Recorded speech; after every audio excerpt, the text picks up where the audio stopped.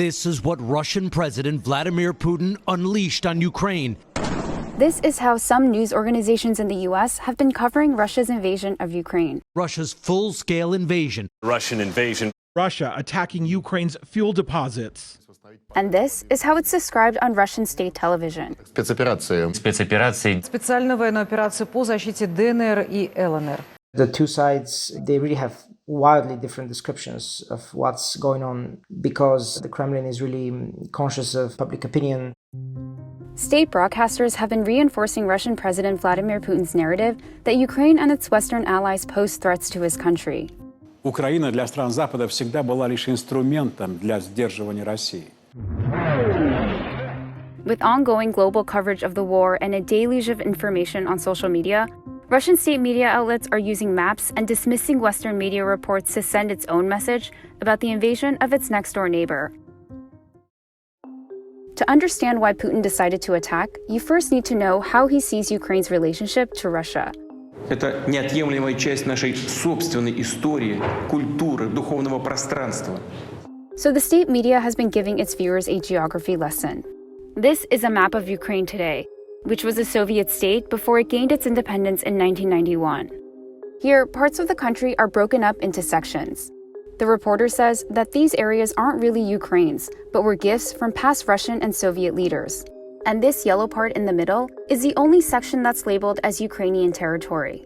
Maps like these, the idea is to really shape public opinion and give this kind of historical backing for their current operation in Ukraine.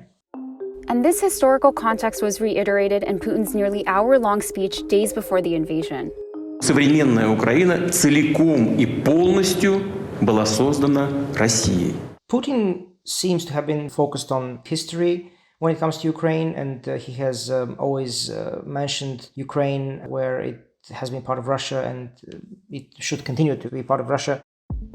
Back in 1991, Ukrainians held a referendum that overwhelmingly supported independence from the Soviet Union, and this decision was backed by Russia. And as a sovereign state, several years later, Ukraine asked to join NATO. But Putin objected because this would bring the military alliance closer to Russia's doorstep, a concern that his predecessors shared after the breakup of the Soviet Union. So he demanded that the alliance guarantee Ukraine would not get membership. And when there were none, То, что происходит, вынужденная мера. Мы просто не оставили никаких шансов поступить иначе. the state media has amplified this narrative that the conflict with Ukraine isn't Russia's fault, but the U.S. and its Western allies are to blame. В планах США навязать Европе войну с Россией. Безответственные западные политики создают угрозы для нашей страны. A few days after the invasion, Putin raised the stakes again. Перевести силы сдерживания российской армии в особый режим несения боевого дежурства. He ordered the country's nuclear forces to be put on alert as the U.S. and its allies stepped up pressure with new sanctions. Что гарантированно уничтожают США и все страны НАТО в придачу. And Russian state media echoed his message. Путин предупреждал, пугать Россию не надо. State media programs are also running disinformation segments. This newscast shows what it claims to be a tweet from CNN about an American who died during the invasion of Ukraine. No American casualties have been reported during the war, and the Twitter account was suspended.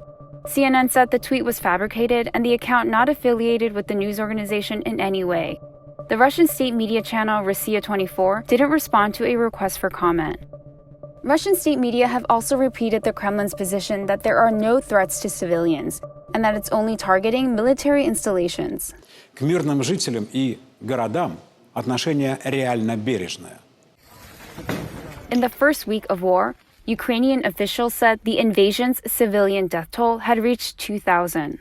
These outlets, they're propagating, the Kremlin line that this is a limited operation, and also saying that Russia needs to demilitarize Ukraine.